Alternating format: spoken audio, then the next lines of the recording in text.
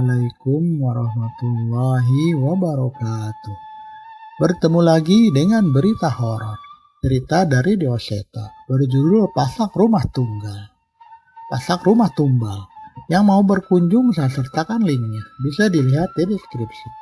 Ini adalah kelanjutan dari bagian 3 sebelumnya. Buat yang baru bergabung bisa baca dulu bagian 1 dan 3 lewat link di deskripsi di bawah ini. Pasak Rumah Tumbal bagian 4. Nenek Sange.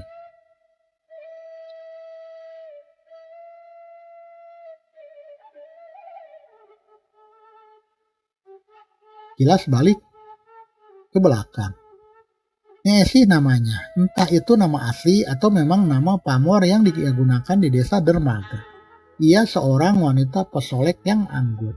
Tidak ada pria yang bisa mengacuhkannya setiap dirinya melintas. Namun wajah cantik dan kekayaan yang ia miliki membuat menjadi tinggi hati dan menjaga jarak dengan warga. Ia benar-benar enggan dan cenderung meremehkan orang-orang di sekitarnya. Hal ini membuatnya dibenci oleh beberapa warga desa. Namun hal itu tidak menjadi masalah. Suami Nesi adalah seorang juragan kaya terpandang di desa.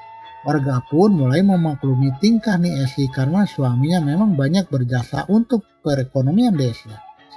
Hidup sebagai wanita terpandang mendapatkan segala yang diinginkannya, hingga dipuja-puja oleh banyak pria merupakan kehidupan yang sempurna untuk Nesi. Namun ia tidak pernah menyangka bahwa apa yang ia miliki itu hanya sementara. Nesi semakin berumur, wajahnya mulai menunjukkan keriput dan tidak menarik lagi di mata sang juragan. Nesi tidak memiliki kelebihan lain selain kecantikannya itu. Dan ketika kecantikannya memudar, sang juragan memutuskan untuk menikah lagi dengan seorang yang lebih muda darinya. Tak pun berganti dan Nesi kehilangan apa yang ia miliki.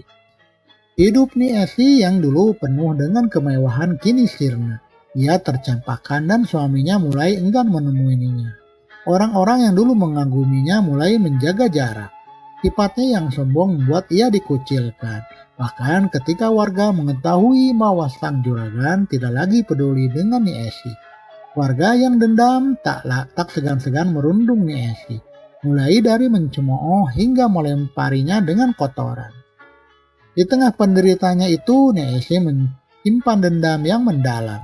Ia tidak sudi membiarkan sang istri muda bahagia. Ia pun berjanji akan membalas dendam pada warga desa Dermaga yang mempermalukannya. Dengan bantuan seorang dukun tua yang ia temui di lereng gunung, Nesi pun melakukan sebuah perjanjian. Ia akan mendapatkan kembali kecantikannya dan menjadi kembali muda bila dia mau menjadi abdi dari salah satu sosok ratu gaib yang menjaga tempat itu. Darah daging sendirilah yang menjadi bayaran atas perjanjian Nesi dan sekaligus bukti atas kesetiaan dirinya dengan sosok itu. Nesi melakukan ritual itu di rumahnya saat hanya ada dia dan anaknya yang berumur 10 tahun di rumahnya. Sesajen dengan 3 kepala hewan ia sediakan untuk memanggil utusan-utusan ratu gaib. Di hadapan sosok-sosok tak kasat mata itu, Nesi menyembelih anaknya sendiri dan mempersembahkan kepalanya dan darah anaknya di atas sesajen. Dan sesuai apa yang dijanjikan secara perlahan, Nesi mendapat kembali kecantikannya. Sang juragan jelas merasa janggal dengan anaknya yang tiba-tiba menghilang. Namun kecantikan Nesi juga membawa pikat. Sang juragan kembali dimabukkan oleh kecantikan Nesi dan lupa akan segalanya. Sayangnya Nesi tidak kembali cantik untuk mendapatkan kemewahannya lagi. Ia hanya ingin membalaskan dendamnya yang sudah mengapung. Nesi mulai kelewatan dengan meninduri kepala desa Dermaga hingga merusak rumah tangga sang kepala desa. Namun bukan itu tujuan utamanya. Ia membiarkan tindakannya menyebar dan membuat sang juragan murka. Ia tahu bahwa suaminya itu tak mungkin tega dengan dirinya. Sang kepala desa dan keluarganya pun menjadi sasaran amukan sang juragan dengan memerintahkan anak buahnya untuk membakar kepala desa dan keluarganya hidup-hidup. Tidak ada yang berani dengan sang juragan yang dipenuhi amarah itu. Bahkan Nesi memanfaatkan suaminya itu untuk membalas perbuatan warga yang mencemoohnya. Ada yang diusir dari desa, difitnah hingga tak ditemukan keberadaannya. Nyesi harus melakukan ritual setiap 10 tahun sekali untuk mempertahankan kecantikannya. Namun setelah sekian lama, Nyesi tak lagi bisa mendapatkan apa yang ia inginkan. Ketika sang juragan bertambah tua, ia tidak ingin dibebani oleh juragan yang menua itu dan memutuskan untuk membawa semua hartanya. Sang juragan sudah menduga bahwa hal itu akan terjadi. Ia yang tak ingin berpisah dengan Nyesi pun menjebak Nyesi di sebuah ruangan bersamanya. Ia memutuskan untuk mengakhiri hidupnya dengan membakar rumahnya dengan dirinya dan Nyesi yang berada di dalamnya. Rumah itu hangus, sang juragan meninggal, tapi tidak dengan Nyesi. Ia tetap hidup walau dengan tubuh hangus dan rasa sakit yang luar biasa. Ia meronta-ronta kesakitan, menangis dan berteriak, namun tak ada seorang pun yang menolongnya. Saat itu ia sadar bahwa perjanjian dengan Ratu Gaib itu membuatnya tidak bisa mati sebelum sang ratu mengizinkan. Ia berjalan tertatih dengan rasa sakit dan luka bakar di seluruh tubuhnya. Bau sangit tercium dari kulitnya yang terbakar. Saat itu ia melihat seorang anak kecil yang bermain seorang diri. Ia teringat akan ritualnya dan melaksanakannya sekali lagi. Saat itu Nyesi mendapatkan wujud cantiknya kembali, namun ia hanya sementara. Ia akan kembali pada wujud mengerikan itu setiap beberapa tahun hingga ia harus mengulang ritualnya untuk kembali menjadi cantik. Dengan kecantikan itu, Nyesi memanfaatkan laki-laki hidung belang dan mendapatkan kekayaan yang melimpah. Ia sudah hidup beratus-ratus tahun dan memiliki beberapa rumah yang sengaja digunakan untuk melaksanakan ritual. Rumah itu ditandai dengan tiang-tiang yang dipasang dengan pasak-pasak dari tulang-tulang korbannya. Pasak itu bertujuan agar roh anak-anak yang ia tumbalkan tetap berada di rumah itu untuk menjaganya. Kembali ke Bhatarjo. Bhatarjo menceritakan kepadaku tentang kisah nenek sengit itu berdasarkan buku yang ia bawa dari kamar rumah kosong itu dan dari beberapa cerita yang ia dapatkan selama mencari tinggal di sini. Jelas aku bergidik ngeri seandainya cerita itu benar-benar nyata. Nyesi takut akan kematian karena ia tahu neraka yang abadi sudah dijanjikan untuknya yang sudah bersekutu dengan setan. Karenanya ia terus mencari tumbal untuk memperpanjang umurnya dan mendapatkan wujud mudanya lagi. Mas Suryo memperjelas, aku tidak menyangka bahwa sosok nenek yang berpas-pasan denganku itu merupakan sosok yang begitu mengerikan. Terus gimana Mbah? Apa artinya akan ada anak kecil yang tumbalkan lagi? Tanya aku.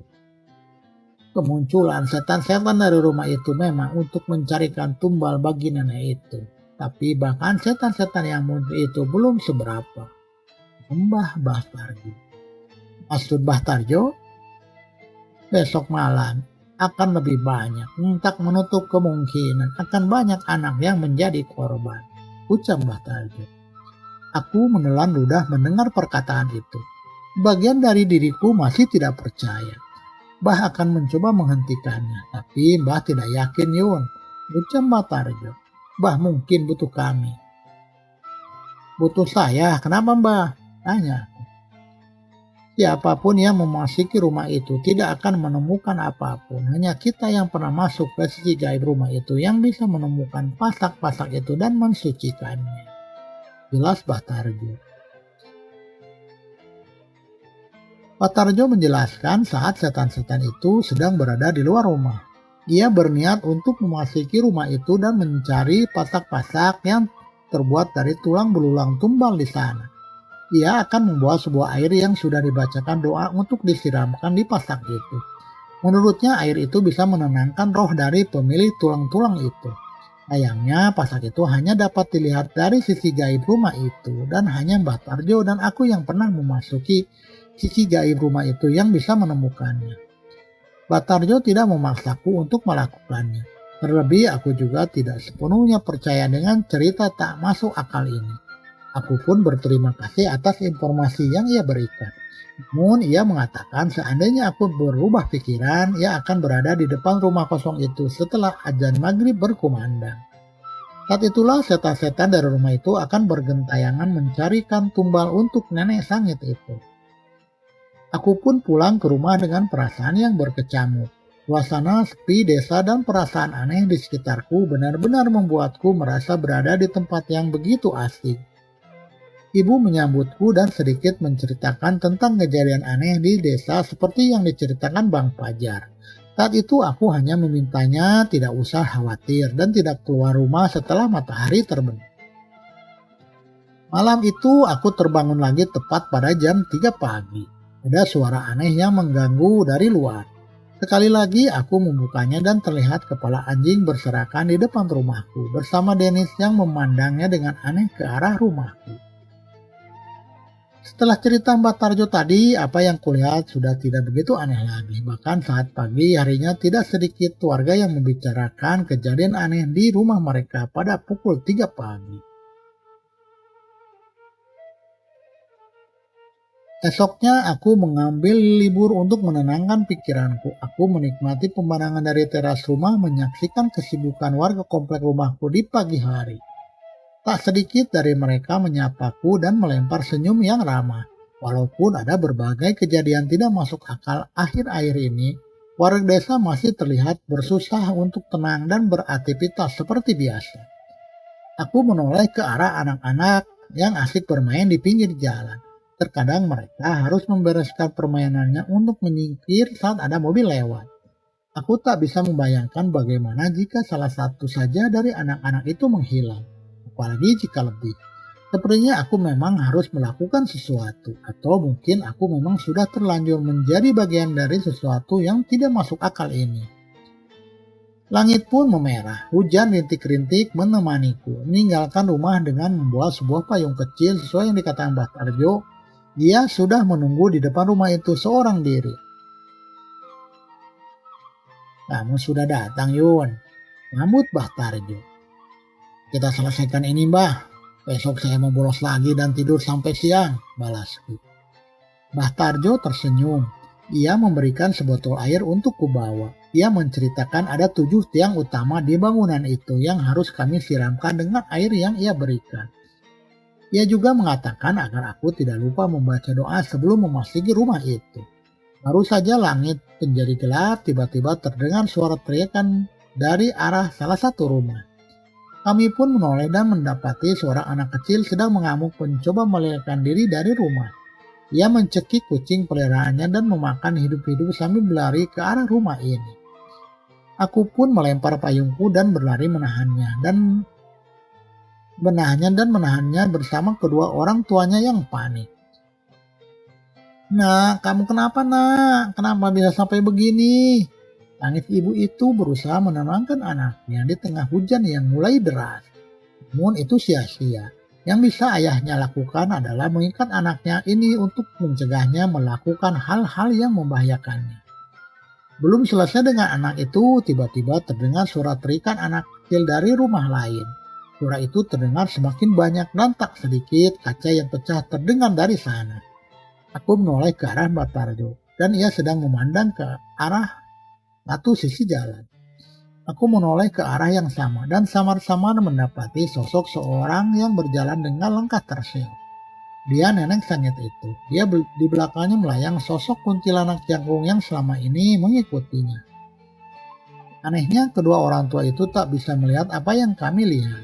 Walau aku sudah mencoba mengarah pandangannya sudah jelas. Semakin malam keadaan semakin kacau. "Ayo Mbah, sebelum semua tambah parah," ajakku. Mbah Tarjo merespon ucapanku dan kami pun masuk ke rumah itu. Benar, ini adalah suasana yang sama saat aku memasuki rumah ini. Bau sangit dan suasana yang mencekam terasa dari segala sudut rumah ini. Mbah Tarjo pun berjalan mengarah ke salah satu tiang penyangga rumah itu. Ia menyentuh pasak yang menyatukan tiang itu dengan beberapa bagian rumah. Jelas benar-benar bukan bentuk arsitektur biasa. Ia menyiram pasak itu dengan air yang ia bawa dan melangkah mencari benda serupa. Saat itu aku mengerti apa yang harus aku lakukan. Beberapa tiang dapat kami temukan dengan mudah. Aku dan Mbah Tarjo menyiram air pada pasak yang kami temukan. Entah apakah ini akan berhasil, namun saat suara teriakan dari luar mulai berkurang, mungkin saja ini akan berhasil. Aku mengelilingi beberapa kamar dan sebagian dari pasar itu berada di tempat yang tersembunyi. Sayangnya sebelum sempat kami menyelesaikan semuanya, sesuatu yang aneh terjadi. Pintu rumah terbangking dengan keras dan suara langkah terdengar mendekat ke arah kami. Aku menghampiri Mbah Tarjo.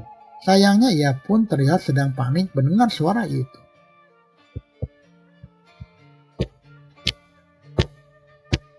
Suara langkah kaki mendekat. Saat itu Mbah Tarjo teringat akan kamar tempatnya bersembunyi bersama kawannya dulu. Ia memberi perintah kepadaku untuk bersembunyi di kamar itu. Cepat, teriaknya membuka kamar itu. Aku pun berlari masuk ke dalam kamar untuk bersembunyi dari sosok yang mendekat. Sudah berapa tiang? Tanya Mbah Tarjo. Aku 3, Bah. Saya juga 3, berarti tinggal 1 lagi. Bah yakin ini akan berhasil? Kalau tidak ada setan-setan yang mencarikan tumbanya, seharusnya ini tidak bisa melakukan ritual. Setidaknya rumah ini tidak lagi menjadi rumah tumbal untuknya. Jelas Mbah Tarjo. Aku mengangguk mengerti, namun suara langkah itu semakin mendekat. Siapa yang kurang ajar? Suara nenek tua terdengar menggema dari luar kamar. Aku mencoba mengintip dari lubang kunci dan di sana terlihat nenek yang mengerikan itu berjalan dengan membawa sebuah pisau yang berkarat. Bau sangitnya sudah tercium sampai di tempat ini. Ada sebuah jendela di kamar ini. Saat itu aku berpikir mungkin jendela ini bisa menjadi jalan keluar untuk kami melarikan diri. Tapi sepertinya aku harus mengurungkan niatku ketika suara petir terdengar bersama cahaya kilat yang menyinari jendela. Lah, bayangan dari jendela itu benar-benar tidak biasa. Ada sesuatu yang bergerak-gerak di luar sana dengan bentuk yang aneh. Aku yang penasaran pun mengintip dan di halaman rumah itu terlihat anak-anak tanpa kepala yang mengelilingi rumah ini di tengah hujan. Mbah, itu apa? Ucapku gemetar. Mbah Tarjo menarikku menjauh dari jendela. Sepertinya keberadaan kami memang sudah diketahui dan nenek sayang itu tidak ingin melepaskan kami.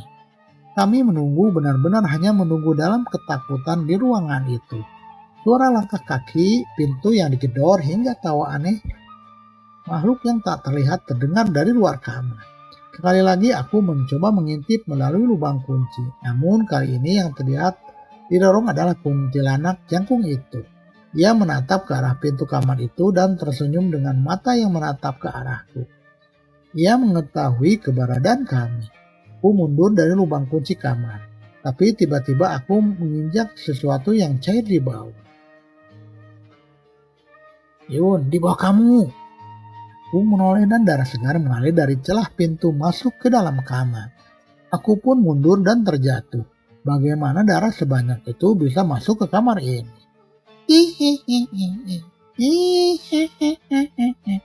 Suara itu terdengar seperti menertawakan ketakutanku. Di tengah kebingunganku, Mbah Tarjo terlihat tengah menenangkan dirinya. Ia menatap ke arahku sambil menghela napas. Sepertinya tidak ada pilihan lain, ucap Mbah Tarjo. Masun Mbah? Ia menoleh ke arah jendela dan kembali menatap. Mbah akan menghadapi makhluk itu dan menyelesaikan tujuan kita. Saat pasak terakhir berhasil disucikan, seharusnya setan-setan anak itu tidak lagi ada di luar. Pergilah duluan melalui jendela, ucap Mbah Tarjo. Terus Mbah Tarjo? Tanya aku. Mbah akan menyusul. Aku tidak setuju dengan saran itu, namun Mbah Tarjo tetap bersikukuh. Ia tidak mau ada warga lagi yang harus menjadi korban. Mbah hanya titip pesan untuk orang tua Denny. Denny sudah tidak ada, ikhlaskan dia. Yang berada di tubuh Denny saat itu bukan rohnya. Denny saat ini dirasuki oleh salah satu roh dari bangunan ini.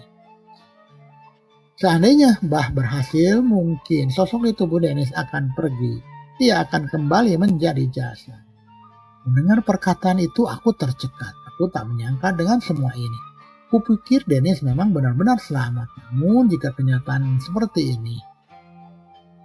Jaga dirimu, Yun. Mbah Tarjo meninggalkanku dalam keadaan bingung. Ia membuka pintu sambil membacakan lantunan doa-doa dari mulutnya. Secara refleks aku pun membacakan doa-doa yang sama. Aku ingin muncul Mbah Tarjo, namun kakiku bentar dengan sosok-sosok yang ada di luar kamar. Aku mengintip dari lubang kunci ini. Kali ini sosok setan anak kecil tanpa kepala sedang berjalan mondar-mandir di langit-langit lorong. Aku mencari keberadaan Mbah Tarjo, namun ia sudah tak terlihat lagi. Di tengah kecemasanku, tiba-tiba aku merasakan perasaan yang berbeda dari bangunan ini. Aku mengintip ke lubang kunci, dan setan-setan anak kecil itu perlahan mulai menghilang. Aku pun memberanikan diri untuk mengintip jendela, dan setan-setan anak tanpa kepala itu tak lagi berada di halaman. Mbah Tarjo berhasil, namun mengapa ia tidak kembali? Aku begitu cemas, namun saat aku ingin menyusul keluar, masih terlihat sosok nenek mengerikan itu di ujung lorong. Wajahnya menghitam penuh amarah dengan pisau yang berkarat masih berada di genggamannya. Aku tak bisa menghadapi ini semua sendiri. Saat itu aku memutuskan untuk mengikuti perintah Mbah Tarjo untuk keluar melalui jendela, dan mungkin aku bisa meminta pertolongan dari Mas Suryo atau warga desa lainnya. Tapi saat hendak meninggalkan kamar itu, aku teringat akan sesuatu hal yang aneh. Apa yang membuat setan-setan dan nenek tadi tidak berani masuk ke kamar ini? Saat itu bulu kuduku berdiri. Aku benar-benar merinding dengan tergesa-gesa aku meninggalkan kamar itu melalui jendela. Alasan terkuat mengapa setan-setan itu tidak berani masuk kamar bisa saja karena ada sosok yang lebih mengerikan yang menguasai kamar itu, dan mereka tidak berani mengusiknya. Saat sampai di luar, aku pun menoleh ke arah sudut kamar yang membuatku merinding. Dari jauh sama-sama terlihat ada sosok yang memperhatikanku berwujud pocong yang begitu tinggi dan terbungkus kain kapan berwarna hitam. Sosok apa itu? Aku tidak ingin berpikir lebih jauh selain menerobos hujan dan meninggalkan bangunan yang sudah puluhan tahun menjadi rumah tumbal itu. Ketika mencapai jalan, aku kembali menoleh dan melihat nyala lampu remang-remang dari beberapa kamar. Dan di salah satu kamar terlihat sosok nenek itu menatapku dari dalam dengan wajah yang mengerikan.